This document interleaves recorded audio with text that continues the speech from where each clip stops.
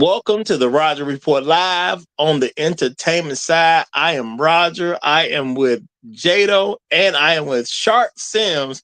And we are here to talk about a throwback movie, Superman the movie, y'all. This was the 1978 joint that gave us the modern Superman, first modern Superman movie, I would say. And Christopher Reeve took on the role of Superman and became Superman for a generation of people. And he is still beloved even to this day, even beyond his death, because he died, a few years back. But even beyond his death, for a lot of people, he is their Superman at the end of the day. So we reviewed this movie. We did a little bit of a throwback, y'all. I watched it, brought me some good memories. Honestly, y'all, I can actually say this was the first movie I ever remember ever watching. You know, it was something to do when I was a kid, watching with the family when VCRs was a thing. And we had the beta. If my memory is correct, we had like the beta first before the VHS. But it was like the first movie I ever remember seeing. But Superman was my childhood hero, my favorite comic book character at the end, even before I realized that's what he was. So he was my favorite comic book character. But this is literally the first movie I ever remember watching. But I got Jado and Shark here. So any first takes y'all got on this? You want to go first, Jay? Yeah, I'll knock it out real quick. Yeah, man, it was a nice little throwback. This was my first time watching it. For everyone, and I always first time, bro. I seen little clips of it as a little kid, a little boy, whatever, but just never sat down and watched it. So I had to, just make sure like I wasn't expecting too much from it. But I like going back and watching classics. I thought it was a pretty good movie. Just to see the origin story of Superman and the stuff that has came out since way back then. And I didn't know like this was the most expensive movie made at that time when they made this movie. I think they spent like $55 million on it, so that was the most expensive movie made at the time. In 1978. 78. Yep. Yeah. This literally was my first time seeing it too. I think it like movies have come a long way because it put me to sleep like 3 times, and I think it was because of the way they was using the music in the movie. Like it wasn't a lot of that background music that'll put you in different vibes. You know what I'm saying? Like we get now. But other than that, like it was dope to see like, damn, movies have come far, and I could imagine being like a person in 1978 going to see this. You know what I mean? I don't remember when I think Star Wars came out around this time too, but this looked like it was a lot more work into this than it was Star Wars. Well, believe it or not, this was one of those game changer movies, like how The Matrix came out, and what was that, like 99ish, and it was like another game changer movie. And Yeah, you don't have game changer movies the same way now, but like Terminator 2 was a game changer movie, and it's like once certain movies come out, it's like now it just changes what the standard actually is. So this is one of those movies back in the day. Now I assume that y'all had seen this at some particular time in the past, and this would be like a rewatch. But now both of y'all say that y'all hadn't seen this beforehand, and y'all may have mentioned this to me before or something, but I don't remember. But at the end of the day, now I just figured out y'all parents don't really love y'all. Y'all because y'all didn't get to see this back in the day. now, now I know your parents wasn't like. yeah, you're right. You might be right.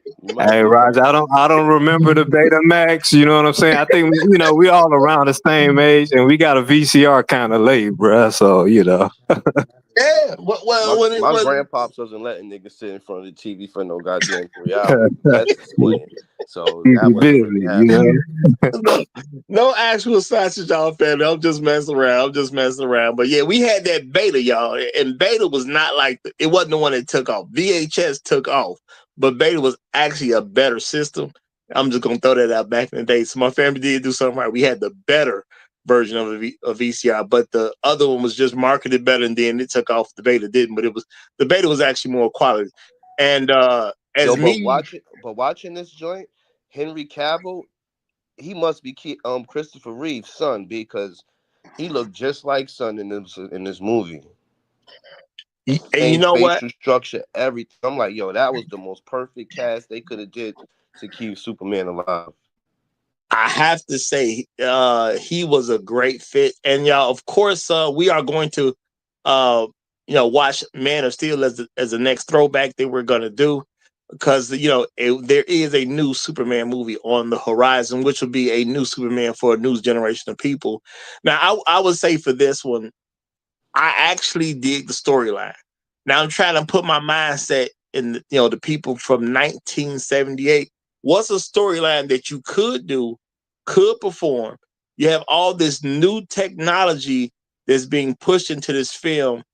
I don't know if it was the first film where you had like green screen stuff, because the green screen stuff seemed to be like been out for a long time. I don't know if this was like the first where the screen was actually green and they was doing that as a thing, but No, they did. uh They used to do projection, so they'd project something on a bigger screen, and it was ill. Like, cause I seen how they did Star Wars and all that stuff.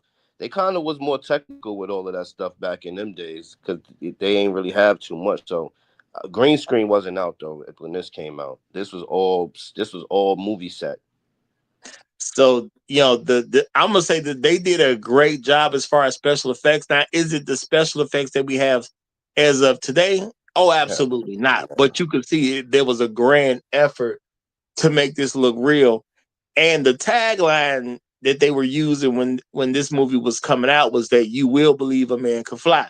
Now, I will say they did a great job to push the belief that a man can fly. Now, some of that stuff, if you compare it to today, yeah, of course you can see it's not quite as good. But for 1978, this had to be spectacular. Yeah, I will give it to him. State That's what of I'm the saying. art. This had to be I wanted to call my mom's and ask her like, what was it like when she first seen it, but I ain't get in touch with her because that must have been crazy. Like coming from watching Cooley High in the movies and then you seeing something like this. You know what I'm saying?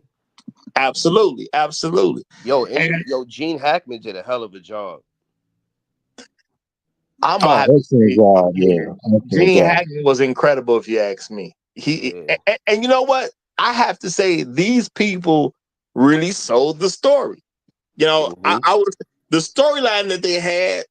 Superman gets put in jeopardy because you got two missiles going in two different directions, and he, making choices that he had to make. I think it was a fantastic idea to throw in Miss Tessmacher to get Superman and say, "Well, no, my mama live in Hackensack. I'll help you, but you got to go say to people of Hackensack first." Yeah, New Jersey.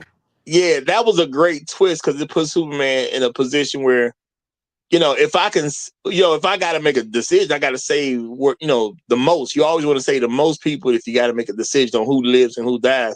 And she literally forced him to take the smaller amount of people to save first. So that was a great twist in the story. And I'm saying I think it was a great job because it was believable.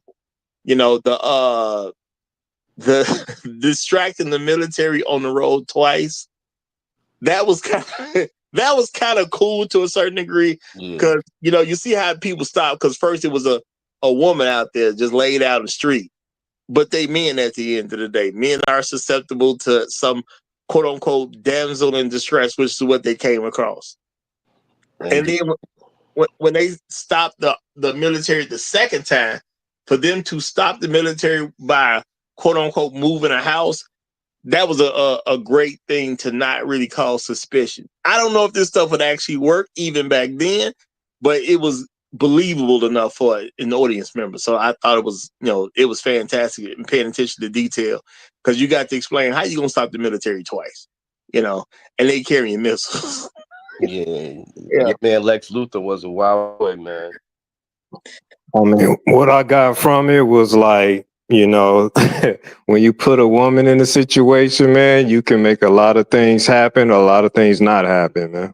Yeah.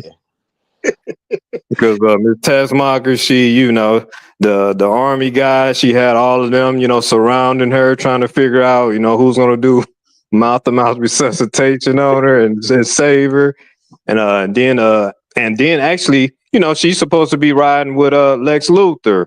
And when he had Superman in the lair, she saved Superman. Like she got him back right and said, "Hey, this is what's going on." So yeah, I just thought that was significant.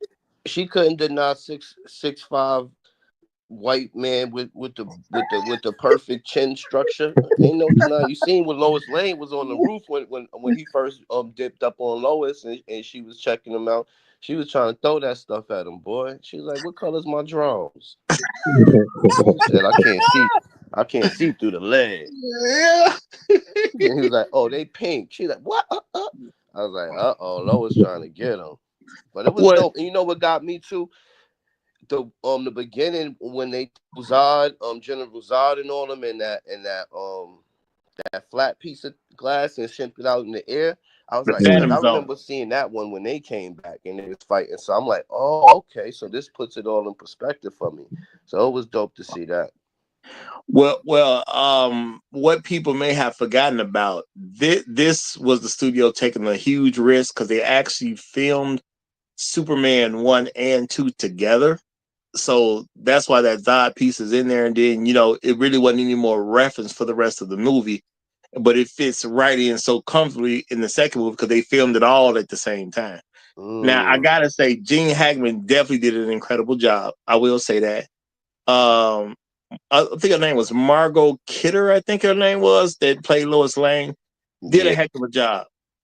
Jimmy, the guy who played Jimmy, just didn't have a lot to work with to really make the impression. So he didn't really the young reporter, like the intern or whatever. Okay. Yeah, they ain't give a lot to work with. You know what I'm saying? He did the best he could with what he got. Now, but Lex Luthor's sidekick, I forgot his name. He in a lot of stuff. He killed his role. Yeah, Otis. Otis. Yeah. Otis sold it great. Otis. He was a good flunky, man. Real good flunky. Yeah, he was fantastic. He said, "Yo, I think he coming. I think he coming right now." I said, "Oh, this nigga wild. You better get away from that door." Yeah. Hey, Lex Luthor told Otis to get his cake. Like, take the Superman cake. Yeah, that was and funny. Superman looked at him. He said, "I don't think he wants to give it to me." Yeah, Otis didn't have a whole lot to work with, but he worked what he had, boy. He worked what he had, and when he put Otisburg down there, I was wrong. That's why I would have Otisburg. Nah, he said, "Yo, I gotta have something." He want to have his little city, you know what I mean? Yeah.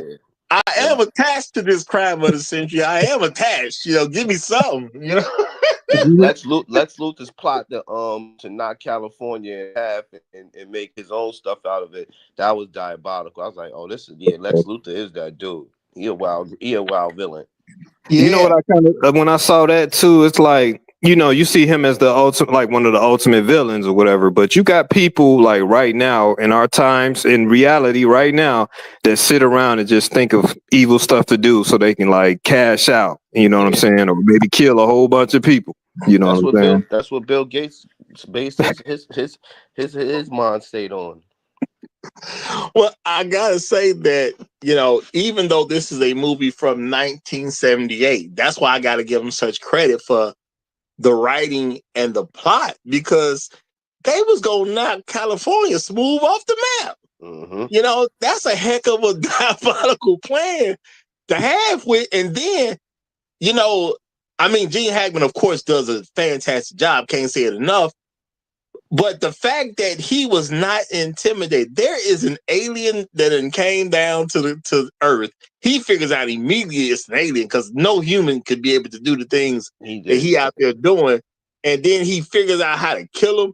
But the fact that he had a plan to knock California smooth off the map, and he didn't hesitate because the alien super being showed up, he had no hesitation.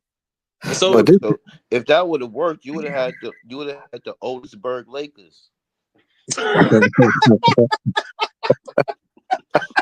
the Lex Luthor Clippers. NBA would look way different. Yo, that would have been crazy. Yeah. Hey, another thing, like Lex Luthor got all the info about Superman from the article that Who printed on. that Lois Lane got. You know, he gave up all his information to her, right? You know, trying to do her a good one because he likes her, right? Mm-hmm. You know, she went through the paper, published it, and then he read up on everything. It was like, oh, okay, I can go get that little meteor, get that little piece, and I can. That's his weakness. He learned all about it just by reading that article. Yeah, and I said that when I heard him tell her, "Yo, I can't read, I can't see through lead." I'm like, I think you telling her a little bit too much information. You know what I mean? And then You know what find though? out, he damn sure did tell her a whole too much information. You know, I was kind of cool with that because I did, you know, and years ago I thought that, like, bro, why would you tell her that? And on her part, why would you print that? It didn't make sense. But Superman is a brazen man in a very human way, I guess, or he had so much humility. You don't pay attention to how arrogant he can accidentally be. Because when you think about it, he been a little arrogant to tell people what he's with. Look, I'm incredible, y'all. Y'all can't do nothing with me. Matter of fact, I'm so cold. This is one of the things that I can't do. You know, it's a little arrogant. You know, maybe he didn't mean to be that arrogant. I'm not gonna sit here and think that he was trying to be that arrogant. It was just that, you know, he don't have the limits of humans, so you know, he didn't know it's time to stop talking because somebody may use this information against you, but you think everybody gonna love you because you're helping. I don't think he was arrogant. I think this is his first villain that he fighting against, and he didn't understand, you know what I mean, certain things, certain aspects about the human race like that. You know what I mean? Like that they could be that diabolical and stuff. Because he said innocently, like, oh, you know, da da da da da. And remember, I forgot the boss at the newspaper. Like right before that scene, he was like, "Yo, I need y'all to get whoever could get this information. Da da da da da. You're gonna get put up like this, like that." So she was trying to get the most she could get.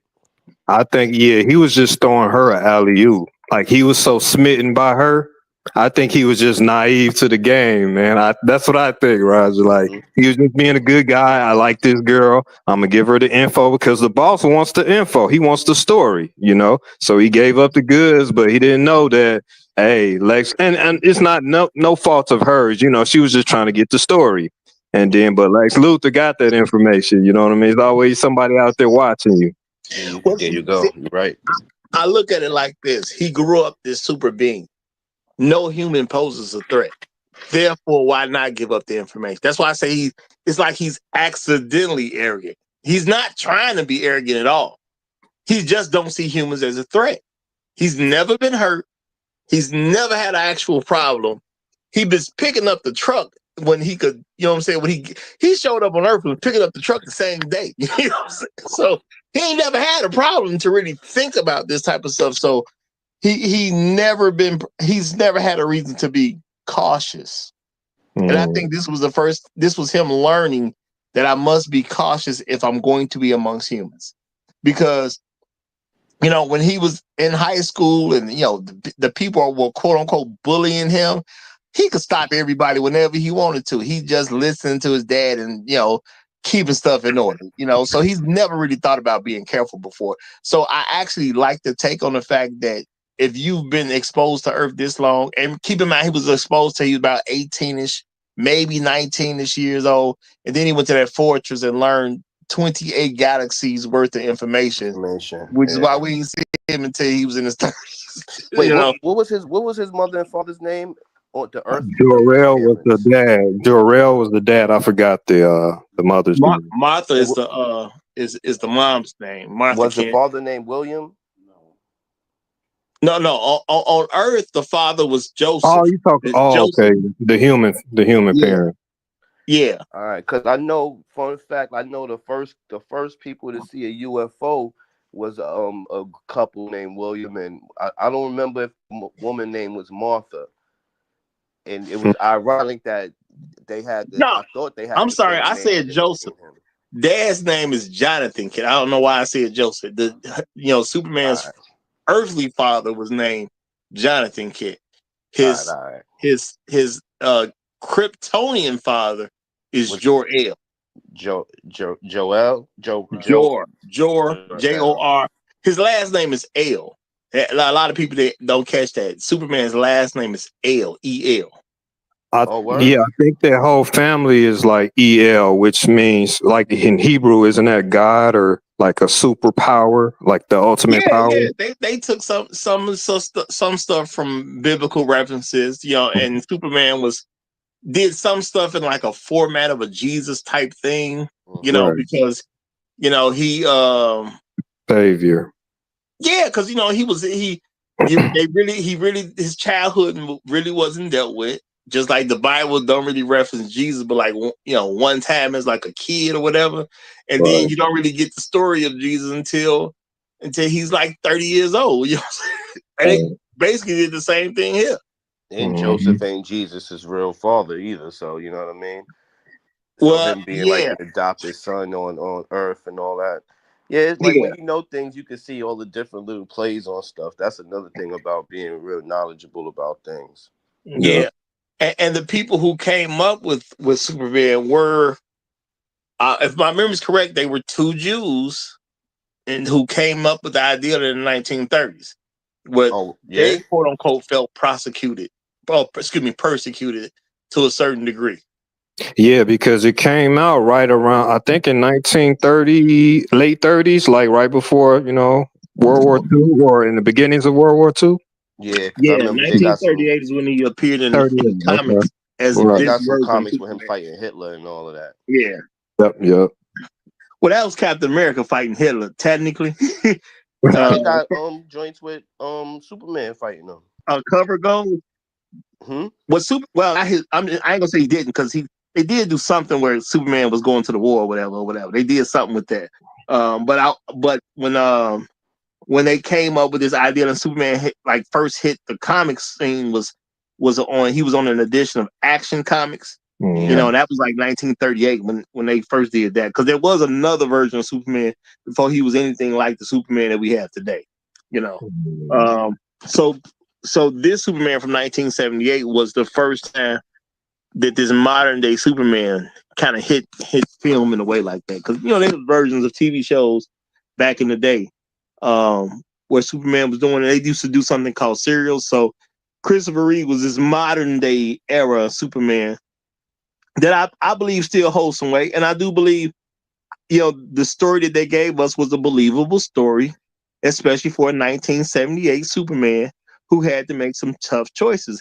And that was the only way to make the story somewhat believable, because you're in this superhero realm, but you still got to give this being with godlike powers something to actually have a real concern with.